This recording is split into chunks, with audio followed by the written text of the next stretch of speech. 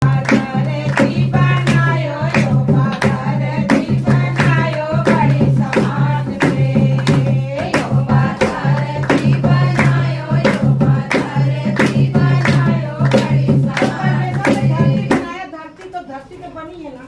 धरती पिता ने क्यों बनाया? धरती कैसा था कि जो धरती बनाया?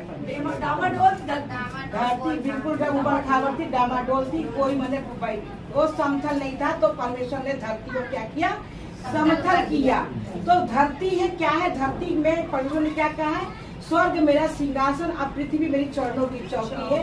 तुम मेरे लिए कौन सा ऐसा भवन बनाओगे जिसपे हम समा सके? तो आज हम लोग कहाँ पे खड़े हैं? धरती पे खड़े, परमेश्वर के चरण में खड़े। अच्छा, कौन कौन परमेश्वर के चरण को छूता है सवेरे उठ के या कभी भी? ये सब छूते हैं। परमेश्वर का धन्यवाद है। तो परमेश्वर को ऐसे बस हम छुए सवेरे और तो चरण पिता का हमने छू लिया। तो ये आत्मा में कैसे आया? क्योंकि आत्मा ऐसे आया कि लोगों ने ये बोला कि हम परमेश्वर को कैसे देखें, हमको कुछ तो चाहिए सामने। तो परमेश्वर ने आत्मा में डाला कि आप जो है उठिए और ऊपर आकाश की तरफ देखिए, धन्यवाद करिए सूरज चांद को, पिता आपने बनाया, और धरती को छुइए और चरण मेरा देखिए। तो पिता को बहुत धन्यवाद करिए। तो हमारे पास इतना बड़ा सामर्थ्य है, हमको कहीं जाने की जरूरत नहीं है। अगर हम लोग को क्या दर्शन करने के लिए कहीं जाना पड़ेगा? अगर हम बाहर निकलेंगे तो आसमान दिखेगा, हमको दर्शन मिल जाएगा। यहाँ आंगन में निकलेंगे दर्शन। तो हमको तो परमेश्वर पिता क्या है? हर जगह दर्शन मिल रहा है। और उनके सांसों के द्वारा हम लोग क्या है? परमेश्वर पिता सबके सांसों में है ना। सांसों के द्वारा भी हम लोग परमेश्वर को क्या कर रहे हैं? जान रहे। तो पिता को बहुत धन्यवाद करते हैं। पिता महान है, पिता के लिए कोई भी काम कठिन नहीं। मेरा पिता बड़ा महान है, तो करुणा निधान। मेरा पिता करुणा निधान, वो तो दया करता प्रभु यीशु नाम में। वो तो दया करता प्रभु यीशु नाम में। यहोवा स्वर्ग बनायो, यहोवा स्वर्ग बनायो बड़ी समान से। यहोवा स्वर्ग बनायो, यहोवा स्वर्ग बनायो बड़ी समान से। उसमें कारीगरी दिखायो, उसमें निपुणता दिखायो, उसमें कारीगरी दिखायो, उसमें निपुणता दिखायो, उसमें आत्मा बसायो बड़ी समान से। उसमें आत्मा बसायो बड़ी समान से। तो कोई महसूस कर पा रहा कोई पिता ने स्वर्ग बनाया है? अब बड़ी कारीगरी से बनाई है। अब पिता कहाँ आत्मा बसाएंगे? उसी स्वर्ग में तो बसाएंगे। तो परमेश्वर ने कितना कारीगरी से बनाया है स्वर्ग, और उसी में क्या है? आत्मा बसाएंगे। और आत्मा हम लोग कैसे बचेगी, कैसे बसाएंगे? भाई आत्मा क्या है? हमारा वीडियो हम देखते हैं, वीडियो में यही आता है कि कुछ आत्मा जो है ऐसे स्वर्ग में जाएगी, उड़ेगी ऐसे स्वर्ग में। कुछ आत्मा ऐसे डाल दिया जाएगा उसमें, क्या बोलते हैं, नरक में, जहाँ पर रातों दिन क्या रहता है? कीड़ा रहता है। रातों दिन उसमें कीड़ा रहता है, और कीड़ा जो है ना वो कभी कीड़ा मर।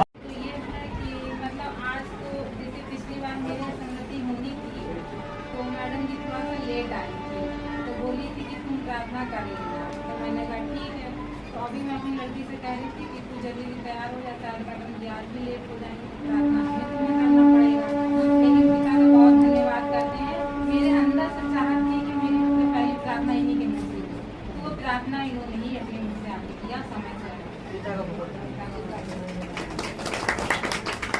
जो मेरा ये कमरा अलग है, ये रहते हैं कमरे तो मुझे बहुत मिल रहे थे ऐसी बात नहीं, पिता की मेहमान होते, लेकिन मुझे इस एरिया ही अच्छा लगता था। मुझे मैं इस एरिया से छोड़ के जाना नहीं चाहती। कमरे तो मुझे इससे भी VIP मिल रहे थे, मतलब बहुत बड़े बड़े हॉल जैसे, लेकिन मेरी चाहत थी कि मैं इस एरिया को छोड़ के ना।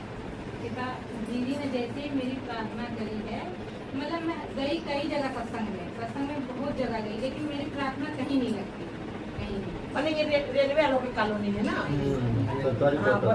हाँ भैया रेलवे में है ना। तो मेरी प्रार्थना कहीं नहीं लगती थी। क्वार्टर मैं रहती थी, सिंगल क्वार्टर था, आगे था, और उसमें एक कमरा था, केवल एक बरंडा था, जिससे मुझे दिक्कत होती थी। तो इनके पापा बोलते थे गुस्से से, मैंने कहा तुम क्वार्टर अलर्ट कराते नहीं, तुम कुछ करते नहीं हो। तो बोले कि जा तू ही जाके नाम करा ले, मैं ड्यूटी करूँ तेरे लिए क्वार्टर ढूंढ। तो बोले कि गोविंदपुरी में रहना है, उसका गोविंदपुरी में अभी नाम करवा रहा अभी 1 मिनट के अंदर। तो मैंने कहा गोविंदपुर में तुम रहना, हम नहीं रहेंगे, झगड़ा हो गया। एरिया ये पसंद था। और जी मैडम जी ने जैसे अपनी प्रार्थना किया था जब मेरे क्वार्टर के लिए, मुझे तो नेहा की बात आ गई क्वार्टर की पूजा के लिए जो बोली थी, कमरे के लिए। नहीं तो ये बताओ बबीता कि जैसे कि तुम इस क्वार्टर के लिए मैंने कई साल से तुम परेशान 4 साल से 4 साल से, और मैंने कागज मैंने ये मैंने अलर्ट होते हुए ही बने अरे ये कमरा समझ लीजिए मेरे हाथ में आने से भी निकल गया था।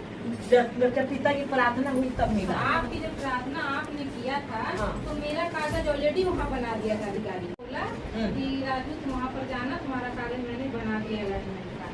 जैसे आपकी प्रार्थना हुई उसके दूसरे ही दिन बगली में रखे अच्छा। जिनके अंदर में क्वार्टर था वो रिटायर हो गया।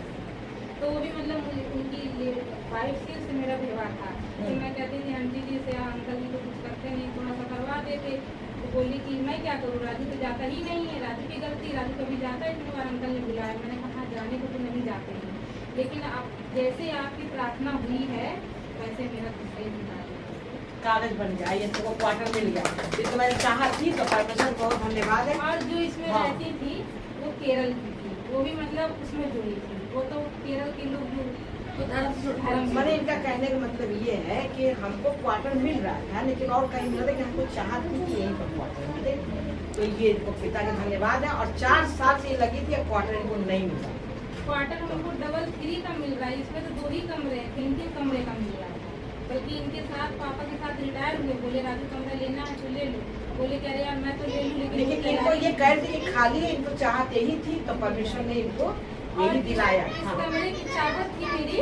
हाँ। और जितने जिससे 20 क्वार्टर बने हाँ। 20 क्वार्टर में मेरी 2 कमरे की एप्लीकेशन भी लगी थी। हाँ। लेकिन वो क्वार्टर फिर भी मेरे नहीं हुई थी। लेकिन जब से मेरा मन बना था तो इसी कमरे के लिए मन बना था। अच्छा, मन बना था इसी कमरे में। के लिए। और पिता ने हमको आपकी प्रार्थना के द्वारा मुझे यही कमरा ये दिलाया, तो पिता को बहुत धन्यवाद है। तो मैंने बहुत ये एहसास करी है ना कि जो है मिला है ना, क्योंकि बहुत इन्होंने जो दौड़ करता है और जो मांगता है, जो एहसास करता है, वही तो समझ सकता है ना ये चीज को। आपकी तो एहसास है हाँ, इनको एहसास है कि मैंने इन्होंने प्रार्थना किया, क्योंकि ये जानती है ना कि बहुत मुश्किल में इन्होंने प्रार्थना किया है। पहली बात तो हम सुनते नहीं थे इनकी बात कि क्या क्वार्टर के लिए कह रही है, लेकिन पिता ने फिर भाई गौर से सुना तो ही हमको लगा कि क्या मांग रही है। क्वार्टर तो मांग रही सरकारी है, कोई धन दौलत तो नहीं मांग रही है। तब हम प्रार्थना में लग गए और प्रार्थना हमने किया और हमने कहा कि बबीता तुम्हें मिलेगा जो तुमने चाहत रखी, तो परमेश्वर ने दिलाया। इसके लिए परमेश्वर को बहुत बहुत धन्यवाद है। तो सच में देखो आज क्या है, सोचा जाए कि क्वार्टर सरकारी क्वार्टर है, लेकिन इन्होंने इसके लिए कितनी दौड़ लगाई। मान लो इस क्वार्टर के लिए मैं एहसास कर सकती हूँ क्योंकि हमारे भी पति सरकारी क्वार्टर में थे, लेकिन हम लोग ऐसे चाह करते थे ना कि ये वाला क्वार्टर मिल जाए, बड़ा रूम वाला मिल जाए ना, ये चाह बढ़िया लेकिन इनकी तमन्ना यही थी, यही मिल गया। सरकारी प्रॉब्लम तो बहुत ही आती है, बहुत रोक आती है, टाइल्स लगे पूरे कमरे में। बहुत रोक लगती है। तो पिता को बहुत पसंद आया। भाई सरकारी काम आसान काम थोड़ी ना। तो पिता को बहुत धन्यवाद है कि पिता ने इनको बबीता को क्वार्टर दिलाया। और मेरी एक गवाही और कि जैसे मैं यहाँ सत्संग आती हूँ तो पहले मेरे हस्बैंड कहते जाती है तो बहुत देर से आती, बहुत देर हो जाता है। तो मैंने कहा कि देर क्या होता है, जब तुम्हारा छुट्टी का समय होता है तब वहाँ सत्संग होता है। 4 बजे तुम्हारी छुट्टी होती तो 3 बजे वहाँ सत्संग होता है। तो मैं 3 बजे जाऊँगी तो 2 घंटे से होगा तभी तो मैं आऊँगी। तो बस तुझे सत्संग दिखता है। तो मन में मैंने कहा कि जब तुम सत्संग के पीछे पड़े रहते हो और मैं सत्संग जाती तुम मानते भी नहीं, मुझे जाने में रुकावट भी करते हो। तो मैंने कहा कि फिर मैंने उसका दीदी को मैंने सोचा मैं फ़ोन करके मैं प्रार्थना कराऊँ, लेकिन मैंने प्रार्थना नहीं कराया। जिन्होंने मेरे यहाँ जो सत्संग किया था 2 नवंबर को, तो उसी को मैं भजन देख के मैंने प्रार्थना में मांगा था कि पिता अब मैं जब भी सत्संग जाऊँ अच्छे से जाऊँ मेरे में वो कोई बाधा न डाले मेरे पति। लेकिन जब इतवार होता है तो मैं खुद सुबह से बोल देती हूँ कि मुझे आज सत्संग जाना है। तो बोलते कै बजे जाना, हमने कहा 3 बजे जाना है। अच्छा ठीक है तो चली जाना। अब मुझे आने में कोई रोकथाम नहीं लगा, आने देते हैं। और मेरी एक गवाही ये है कि हमारे हस्बैंड को जो GPS मिलता है, लोकेशन बताता है यहाँ से लेके इलाहाबाद का, तो उनको साल भर से GPS मिला हुआ था। तो मतलब लोकेशन उसमें वो नहीं हुआ था, शो नहीं कर रहा था। फिर एक दिन ये लेट हो गए ड्यूटी, 5 बजे की ड्यूटी थी, इनको 6 बजे गए। अब वो लोकेशन वहाँ खुल गया, अब वो 6 बजे दिखा दिया। तो उनके पास फ़ोन आ गया अधिकारियों का कि राजू का GPS 6 बजे क्यों खुला।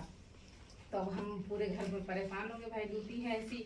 तो इन्होंने बोला अधिकारी ने कि इसका जवाब दीजिए आप। तो हम भी थोड़ा टेंशन में हो गए, क्योंकि एक बार हमारा नुकसान हो चुका है पिता, चाहे मेरी गलती से चाहे किसी गलती से 8 लाख का नुकसान मेरा हुआ, इंजन उतर गई थी पटरी से। तो मैंने कहा पिता कि मैंने तो एक बार नुकसान मेरी गलती 8 लाख का नुकसान हो गया। इंजन जैसे पटरी उतर गई थी ना। तो किसका ये नुकसान हुआ था 8 लाख?